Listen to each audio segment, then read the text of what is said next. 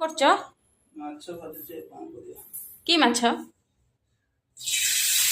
ডাল মাছর সাইজ রে বাপরে, বাল মাছ ভাজি দিও ভাজি দিও। কଣ ପଖାଳ ଖିଆ ହବ ନା କଣ? ପଖାଳ ଖିଆ ହବ, ଗରମ ଖିଆ ହବ, ଦି ରକମ ଆଇଛି ମାଛ। ହଁ ହଁ, ଗୋଟେ ପଟ ସାଇଡ୍ ହେଇଗଲାଣି ନା?